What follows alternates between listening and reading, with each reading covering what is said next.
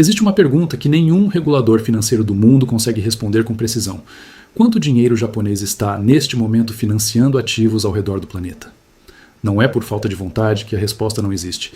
É porque o carry trade japonês, a operação que por décadas consistiu em tomar emprestado em iene quase de graça e aplicar em qualquer ativo que rendesse mais em qualquer lugar do mundo, foi construído de uma forma que torna sua escala total invisível para qualquer autoridade regulatória isolada.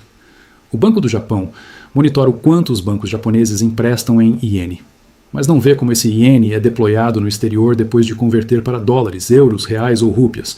O Federal Reserve americano vê capital entrando nos Estados Unidos, mas não consegue identificar qual fração desse capital foi originalmente financiada com iene barato.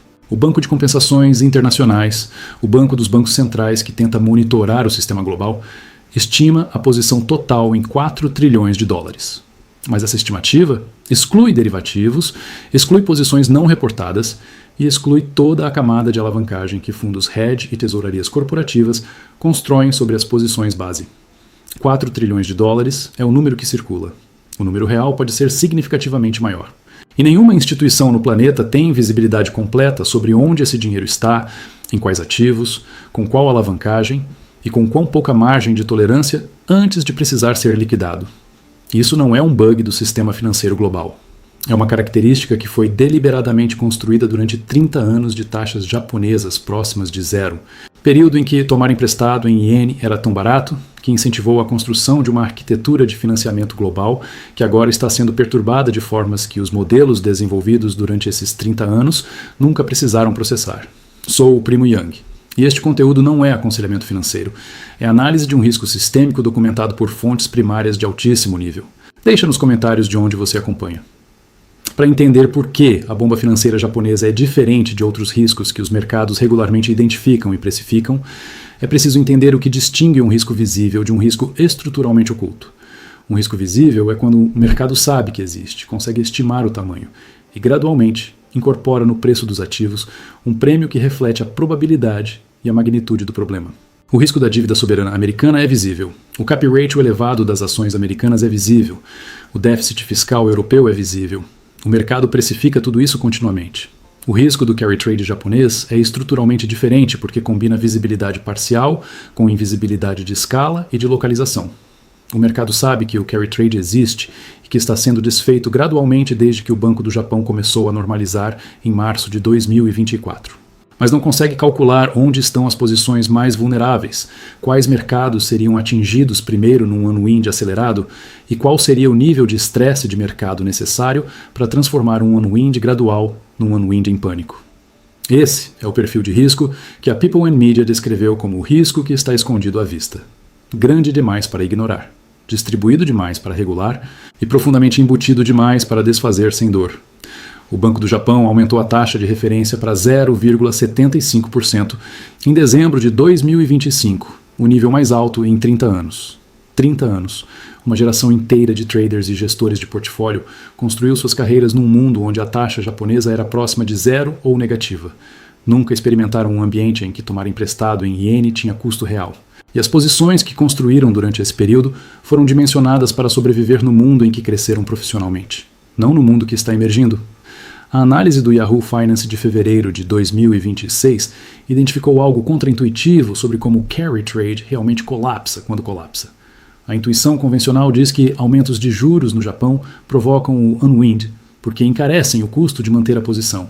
A análise de 3 episódios históricos, em 2008, 2015 e 2020, mostrou que a realidade é diferente.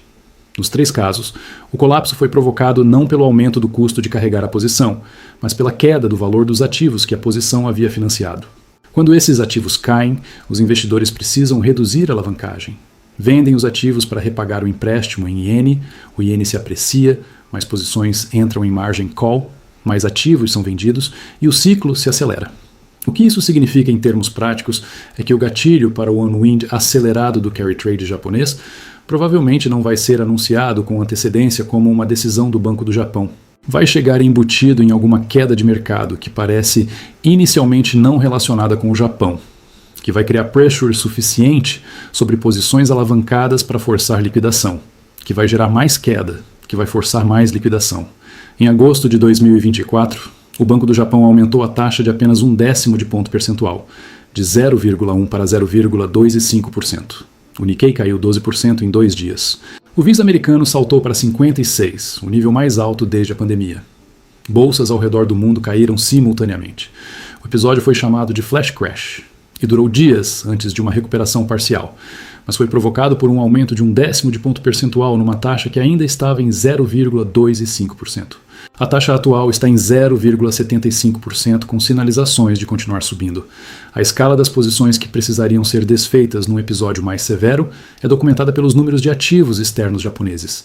O Japão é o maior credor líquido do mundo. Os ativos externos líquidos japoneses atingiram um recorde histórico em 2024, em 533 trilhões de ienes, equivalentes a aproximadamente 3,7 trilhões de dólares. Esse número inclui os treasuries americanos que o Japão detém, os títulos europeus que seguradoras de vida japonesas compraram para capturar rendimento, os ativos de mercados emergentes que fundos de pensão japoneses acessaram e as posições em ações americanas que o maior fundo de pensão do mundo, o GPIF japonês, com mais de $1 trilhão sob gestão, acumulou ao longo de décadas. Cada um desses ativos foi comprado direta ou indiretamente, com capital que o ambiente de taxa zero japonês tornava barato.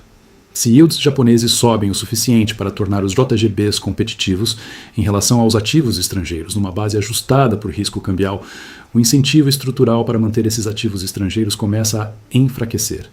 A repatriação não precisa ser em pânico para ser consequente. Pode ser gradual, e ainda assim, remover uma das fontes de demanda mais importantes dos mercados de títulos americanos e europeus. As seguradoras de vida japonesas são o canal mais documentado por onde essa repatriação pode acontecer. Em setembro de 2025, elas haviam hedgeado apenas 46% de seus ativos estrangeiros, abaixo do pico histórico de 63% em 2020, e quando o risco de carry trade era mais monitorado. 46% de hedge significa que 54% da exposição estrangeira está sujeita a perdas cambiais se o iene se apreciar. Com o iene estimado por múltiplas análises como subvalorizado em 15% a 20% em relação ao valor justo, qualquer apreciação do iene para patamares mais fundamentados cria perdas imediatas no valor dos ativos estrangeiros não hedgeados dessas seguradoras. E seguradoras de vida com perdas marcadas a mercado, em ativos estrangeiros, têm incentivo regulatório para reduzir essa exposição, não por decisão estratégica, por exigência de capital regulatório que os regula. A análise do American Enterprise Institute, publicada em dezembro de 2025, descreveu o timing particularmente problemático do unwinding do carry trade japonês com uma precisão que vale registrar. O processo está acontecendo exatamente quando os déficits americanos estão na casa de 2 trilhões por ano, criando demanda sem precedente por compradores de treasuries, no momento em que um dos maiores compradores históricos pode estar reduzindo sua alocação. O mercado consegue absorver qualquer um desses problemas isoladamente. A questão analítica central é se consegue absorver todos ao mesmo tempo. Déficit americano crescente exigindo mais compradores de treasuries, enquanto o Japão, historicamente um dos maiores compradores, repatria capital para capturar yields domésticos mais atrativos. Fed, em transição de liderança, sem sinalização clara sobre o caminho de juros. Guerra no Golfo pressionando inflação. Cap ratio no segundo nível mais alto da história. Concentração de 33% do S&P 500 em 7 empresas. Cada fator isolado tem análise disponível. A combinação simultânea não tem precedente histórico direto, em que os modelos possam se calibrar. O detalhe mais inquietante sobre o carry trade japonês não é seu tamanho. É que os modelos quantitativos que a maioria dos fundos institucionais usa para gerenciar risco foram calibrados com dados de um mundo em que o iene era uma moeda de financiamento estável e barata.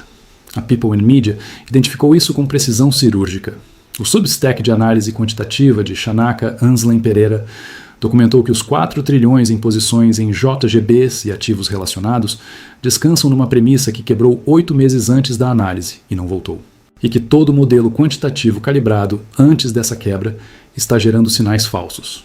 Quando os modelos de risco de uma classe de ativos estão gerando sinais falsos, os gestores que dependem desses modelos para dimensionar exposições, definir stops e calcular margem de segurança estão tomando decisões baseadas em informação incorreta, sem saber que é incorreta. Isso não é exclusivo ao carry trade japonês. É o estado estrutural de qualquer mercado que passou por uma mudança de regime depois de décadas de estabilidade. Os modelos levam tempo para recalibrar, porque precisam de dados do novo regime para substituir dados do regime anterior nos cálculos. E durante o período de recalibração, os gestores navegam com mapas desatualizados. A bomba financeira japonesa não é uma metáfora de drama.